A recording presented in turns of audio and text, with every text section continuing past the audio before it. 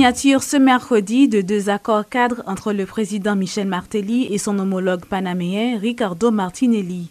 Le premier porte sur le renforcement des relations entre les deux pays et le second est axé sur la facilitation des échanges commerciaux entre Haïti et le Panama. L'une des conséquences de cet accord de libre-échange est la baisse du coût du visa panaméen pour les citoyens haïtiens qui sera désormais de $50 contre 900 auparavant. Le Panama représente pour nous la porte d'entrée dans l'Amérique centrale et l'Amérique du Sud. Aujourd'hui, nous voulons être un partenaire privilégié pour lui dans la Caraïbe. En ce sens, le président Martinelli et moi, nous sommes entendus et avons signé 2 accords et une déclaration conjointe. Nous nous sommes mis d'accord aussi pour créer plus de rapprochement entre les entrepreneurs de nos 2 pays. Dans le domaine de la migration, surtout dans le cas des commerçants haïtiens, nous avons convenu de réduire le temps et les frais pour l'obtention des visas qui seront désormais émis à l'ambassade du Panama en Haïti, ce qui va beaucoup dynamiser les échanges commerciaux. Il est à noter que pour les commerçants faisant affaire avec le Panama, désormais le coût du visa sera de $50. Concernant la coopération bilatérale, nous avons identifié des champs de coopération conjointe entre les 2 pays, notamment la formation pour la PNH, la formation au niveau du système bancaire, les échanges culturels, la collaboration dans le domaine des sports et de l'éducation, etc. Nous nous sommes également engagés à travailler sur un accord de protection réciproque des investissements et un accord commercial partiel.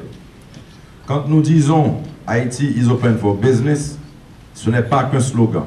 Nous travaillons constamment à concrétiser cet objectif. Au cours de cette visite, nous nous sommes sentis comme si nous étions chez nous. Et ceci est le fruit des excellentes relations qui existent non seulement entre nous, mais des excellentes relations diplomatiques qui existent entre nos 2 pays. Haïti et le Panama ont beaucoup de choses en commun. Non seulement nous partageons cette même Caraïbe et aussi beaucoup de points en ce qui concerne la culture. Nous avons beaucoup de points en commun. Et nous aimons aussi beaucoup notre chère Caraïbe. La présentation qu'a faite Monsieur le Président Martelly a été complète, presque complète, de tout ce que nous avons pu réaliser au cours de cette première visite d'un président panaméen en Haïti. Et je suis sûre que les échanges commerciaux qui s'effectuent déjà dans la zone de libre-échange de Colomb, également d'autres opportunités de commerce que nous aurons pour l'ouverture des marchés en ce qui concerne l'artisanat haïtien. Nous allons trouver un terroir qui pourra accepter et recevoir tous ces domaines. Également, je le dis, partout là où je me rends dans le monde, le meilleur rhum au monde, c'est le rhum Barbancourt.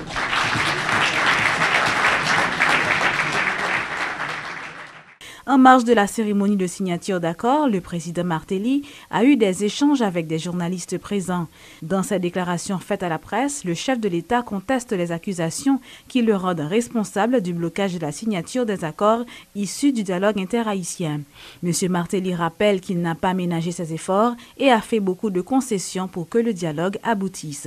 Il exhorte les autres acteurs politiques à faire preuve de sagesse. Rappelons que le président de la République du Panama, Ricardo Martinelli, était arrivé en Haïti mardi dernier dans le cadre d'une visite d'État de 2 jours. Une écolière a été grièvement blessée ce mercredi lors d'un accident de la circulation survenu à l'angle de Delma 103 et l'autoroute de Delma lorsqu'un poids lourd s'est renversé sur un tap-tap mal garé. La victime a été transportée d'urgence à l'hôpital. Des témoins affirment que l'écolière répondant au nom de Janine Jeudi a été renvoyée de son établissement scolaire. Pour 4 acteurs ensemble, l'autre 3 a couru, pendant lui-même là, pour courir, qu'on a la pris jupe, il a croqué dans fait camionnette. Pendant que le jeep qui fait camionnette, il allait pour lui courir, pas en courir. Même moment tout camion il fait ballon, il tombe toute partie en bas lui, vient rester en bas camion. Rester en bas camion. Cependant que nous plusieurs jeunes garçons nous descendons dans pousser bac pour nous essayer de faire ça qu'après tirer pour retirer farine, mettre farine dehors pour retirer camion, pour retirer et petit en bas ça cap lever, mais quand même petit il pas fracture tellement grave, il pas un paquet de chance pour le taper toute partie en balio qu'il gagne, mais c'est le bon Dieu qui connaît ce qu'il a Bon, je ne sais pas parce que je ne suis chauffeur camion, ni chauffeur camion, ni chauffeur camion. C'est Sekou Malbaï avec petit temps qui en bas machine. En tant que jeune, Malbaï Sekou en bas petit temps qui en bas machine. Pour pas mourir parce que s'il te fait plus de temps, encore c'est d'être plus encore, il t'a mourir parce que il vient déshydraté net. C'est un camion qui a sorti en dedans sans toit. Bon, suite où qu'on est et dans la question de circulation dans le pays, bah, tout pas fini dans place et toute machine passe dans n'importe où. Et où est l'espace ça, normalement, on a dû délimiter à un certain poids. Pendant la sortie en dedans, suite à 2 ou 3 ballons, où elle bascule sur une petite camionnette, et ensuite, il y a des autres camionnettes, là, il y a un élève là-dedans, et l'élève à nous était à l'hôpital, malgré qu'il frappé en pile, mais il n'a pas blessé grave, mais il dit qu'il fracturé en pile. Le message est toujours là, notion prudence est toujours là, et ça qui est plus important, c'est de concert avec la circulation qui pour régulariser les bagages. Signature ce mercredi d'un accord entre le ministère de l'Agriculture et le Centre météorologique canadien.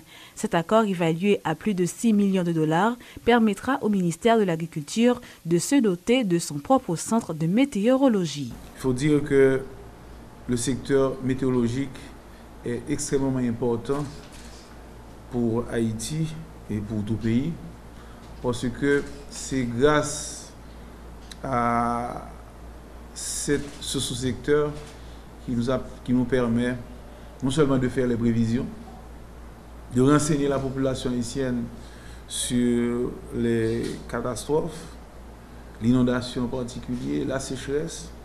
Donc, c'est une institution extrêmement importante dans la vie d'Haïti, mais surtout dans la vie du secteur agricole. Et cet appui, ce protocole d'accord va nous permettre de renforcer les services météorologiques d'Haïti. De renforcer les services météorologiques d'Haïti pour combattre, pour réduire la vulnérabilité d'Haïti. Et grâce à ce protocole d'accord, Haïti va pouvoir construire un bâtiment parasismique pour loger le Centre national de météorologie, pour loger le Service national des ressources en eau. Grâce à ce protocole, eh bien, les services météorologiques, le CNMM ainsi que le SNRE vont pouvoir se renforcer parce que le personnel de ces deux institutions vont bénéficier d'une formation, donc leurs capacités vont se renforcer. Grâce à ce protocole, eh bien, on aura établi les réseaux d'observation météorologique, climatologique et hydrologique en Haïti, et même il y a une expérience pilote de radio-météo qui va se démarrer. C'est un jour qui pour nous est aussi très important, Monsieur le ministre, parce que c'est l'aboutissement d'une préparation méticuleuse, d'une longue préparation, et c'est aussi quelque chose, c'est un projet qui va vraiment permettre de renforcer les capacités de Haïti pour faire face, pour construire une meilleure résilience aux événements extrêmes, pour fournir de meilleurs services dans tous les secteurs qui sont affectés par la météorologie, par l'hydrologie, par le climat. Et c'est quelque chose qui s'inscrit dans une perspective beaucoup plus large. Quand on parle de météorologie, de climatologie, d'hydrologie, aucun pays n'est indépendant. Tous les pays dépendent les uns des autres. Et ce projet va permettre à Haïti de reprendre toute sa place dans ce contexte international et de fournir un service de bien meilleure qualité à tous vos concitoyens et à tous les secteurs qui sont sensibles à ces aspects. Désormais, les frais de traitement de dossier pour les visas de touristes, d'affaires et autres sont passés à 7 360 gourdes. L'annonce a été faite par le vice-consul des États-Unis en Haïti, Christine Harper. Madame Harper a fait également savoir que l'ambassade procède à une évaluation périodique des taux de change en vigueur et effectue des ajustements lorsque c'est nécessaire. Tu payes déjà pour l'entrevue pour l'application. Le prix, c'est $160. En gourde, à partir de 17 février, ça va être 7 360 gourdes. À cause de changement taux d'échange entre gourdes et dollars, le prix en good t'est changé. En dollars, c'est même prix comme avant, c'est 160 dollars américains. Mais à partir du 17 février, ça va changer, ça va augmenter jusqu'à 7360. 7360 good. Oui. C'est prix ça, les prix alliés pour au monde pour bail comme frais pour demander visa à partir du 7 février. Ça c'est à Sogei Express, vous payez prix ça. Mais à part ça, ou pas payer pour rendez-vous. Si agence de voyage, Mondeo, ça c'est part de leur service. C'est pas, moi pas dit que c'est illégal, mais de notre point de vue, c'est pas une bonne pratique, mais ça c'est pas pour nous pour décider. Mais à part de 160 dollars ou payer pour interview, si agence de voyage dit non, gagne l'autre charge pour payer, c'est pas vrai.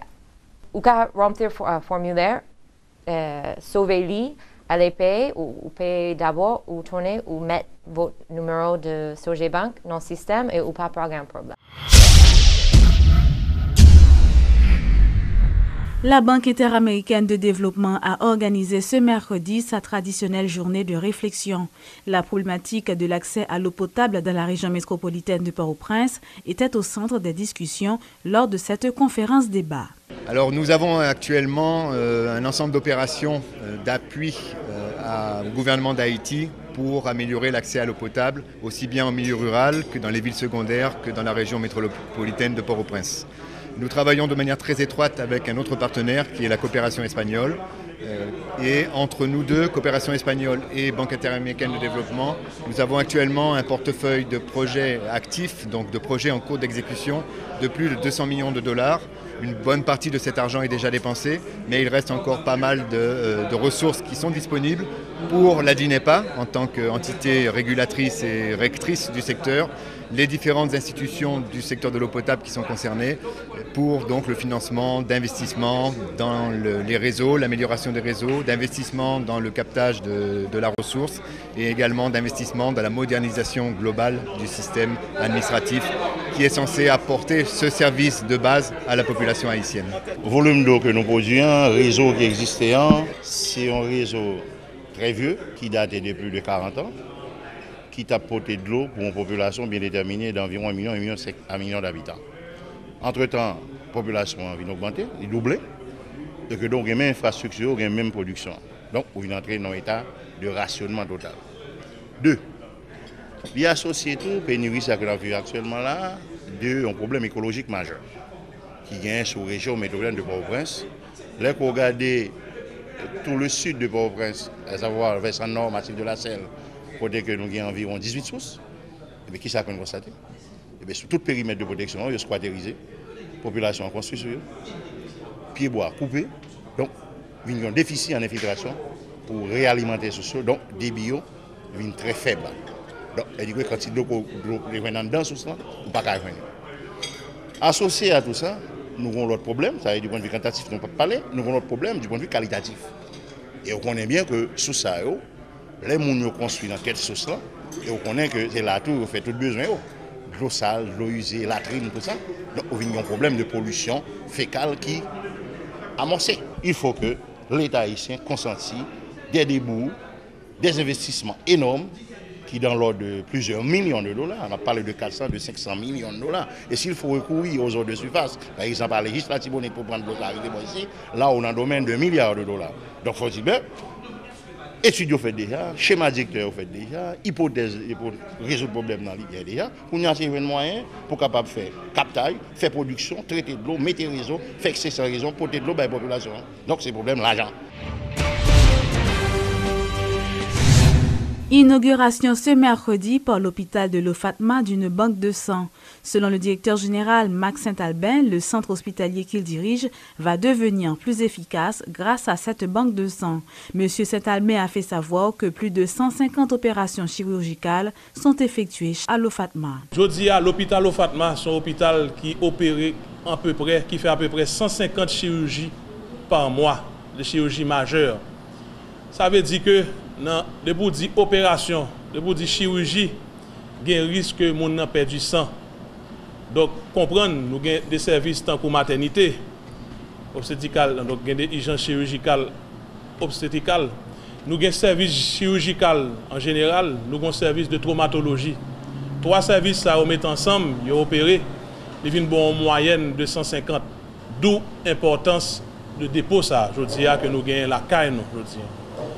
On a profité de l'occasion ça pour nous faire appel au don de sang à tout le monde dans la zone. Le sang important. Il faut que nous baillons sang, il faut que toute population haïtienne conscientisée par un problème important sang pour que banque sang au Fatma toujours alimentée et toute l'autre banque de sang à travers le pays. À chaque grain haïtien, à chaque grain haïtienne qui est capable de bailler sang, parce que hélas tout le monde n'est pas capable de bailler sang, mais que vous conscientisez par le problème sang et que il y a le fait don de sang yo. Parce que c'est l'organe urgence, c'est l'organe courir qui a importance geste ça.